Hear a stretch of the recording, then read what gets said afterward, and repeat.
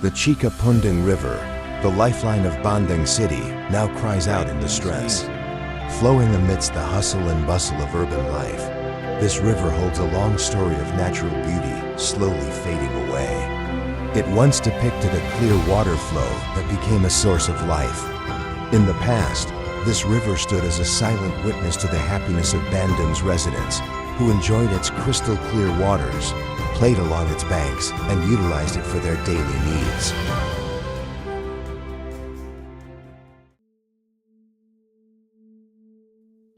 Yang melatar belakangi saya untuk turut berperan dalam mendirikan satu pergerakan komunitas Kampung Cibarani itu berawal memang ketika masa pandemi.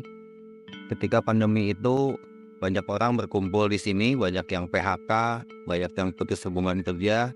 Kemudian kita menilai bahwa dalam situasi tersebut kita perlu membuat satu gerakan yang lokal, namun bisa berdampak. Kita berupaya waktu itu penanaman sayuran, urban farming sehingga ketersediaan pangan bagi masyarakat di sini terpenuhi. Namun sebelum itu kami juga melihat di periode-periode sebelumnya, sekira tahun 2016 bahkan sebelumnya, perubahan-perubahan ekologi terkait Sungai Cikapundung ini semakin hari semakin rusak. Karena sejatinya Kampung Cibarani ini yang menjadi bantarannya di Kampung Cibarani ini ada Sungai Cikapundung Itu adalah arena bermain kami, arena bermain saudara-saudara kami, kakak-kakak kami, bahwa di sini tuh tempat berenang yang mengasihkan, airnya jernih, cukup banyak ikan. Namun kali ini hingga detik ini kondisinya semakin parah. Jadi kondisi Sungai Cikapundung sedang sakit. Itu yang memanggil hati kami untuk ingin terus hadir di Kampung Cibarani untuk bagaimana juga mengajak kawan-kawan yang lain berperan serta bersama dengan Kampung Cibarani. Kami membuat satu ruang terbuka bersama untuk kita bisa saling berbagi, sharing ilmu pengetahuan. Nah, memang saya juga bukan latar belakang orang lingkungan, namun kami terus belajar gitu. Kami sebagai pembelajar di Kampung Cibarani. Iya, kami belajar satu sama lain bahwa konservasi yang dilakukan di Kampung Cibarani itu diantara lain konservasi mata air, konservasi ikan endemik, konservasi bambu kemudian juga ada edukasi mengenai lingkungan. Itu menjadi konsen perhatian kami karena konservasi mata air itu sendiri sangat penting karena air adalah sumber kehidupan, di mana memang karena urbanisasi dan seterusnya pembangunan itu mata air yang sebetulnya dulu banyak di sini, yang awalnya sangat melimpah, ini sudah semakin hilang. Dan kami berupaya mempertahankan sisa-sisa mata air yang masih tersisa begitu, bagaimana itu masih bisa berdaya guna, terutama untuk kebutuhan warga masyarakat diantaranya. Dan juga air mata air itu juga difungsikan menjadi air yang jauh lebih bersih dibanding air sungai untuk kolam ikan endemik. Kami menangkarkan ikan endemik sejak bibit dalam usia tertentu. Setelah pembesaran nanti kita bisa rilis langsung ke Sungai Cikapundung, dan kami waktu itu gunakan nilem. Namun saat ini karena memang sedang kurang air begitu dan juga populasi ikannya juga kurang berkembang, kami belum isi lagi kolam penangkaran.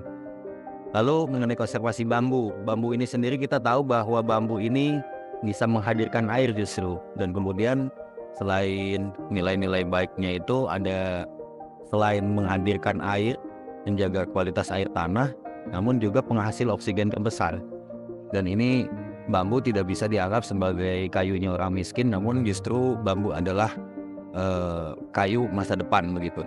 Dan ini lebih sustainability, kita bisa gunakan, memiliki nilai ekonomi yang cukup tinggi juga, apalagi ketika produk bambu itu bisa digunakan sebagai material yang lebih ramah lingkungan, dan itu permintaan bagi negara-negara luar sebetulnya cukup meningkat. Tapi kami di Kampung Cibarani tidak mempunyai orientasi untuk mengeluarkan produk itu untuk diekspor, tapi lebih kepada bagaimana mendaya gunakan bambu ini untuk kebutuhan lokal masyarakat di sini. Kampung Cibarani ini sendiri ada program yang tidak kalah penting, yaitu edukasi.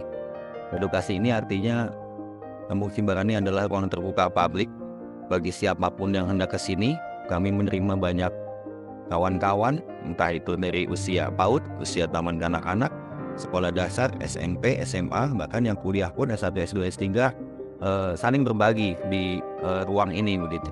Dan mereka cukup tidak hanya dalam hal teoritikal, tidak hanya hal dalam yang fundamental seperti hal filsafat lingkungan atau filsafat ekologi, namun juga mereka berupaya involve bersama. Yang baru kali terakhir kemarin di tanggal 10 Agustus kita menjadi lokasi penanaman untuk dalam rangka memperingati Hari Konservasi Nasional. Kita menanam ada pohon damar, ada pohon kepayang atau pohon picung ya, dan kemudian juga ada pohon tabebuya. Selain pohon bambu yang seperti biasanya kita tangkarkan, karena di sini pun mengenai bambu kita bisa termasuk memiliki banyak varietas bambu yang kita tanam di Kampung Subarani ini. Rencananya akan menjadi arboretum juga, arboretum bambu di masa yang akan datang. Dengan cara pendekatannya melalui sekolah-sekolah dan juga pendekatannya melalui personal gitu, bahkan juga antar komunitas kita saling berkoordinasi, kita mempunyai simbol-simbol antar komunitas. Yang jelas pada pertemuan itu kita sedikit membahas mengenai etika lingkungan, apa itu deep ecology, apa itu antroposentrisme, apa itu biosentrisme, apa itu ekosentrisme ya. Jadi deep ecology itu kita paparkan secara singkat, untuk lebih lanjutnya kawan-kawan juga bisa mempelajari lebih banyak bersama-sama begitu.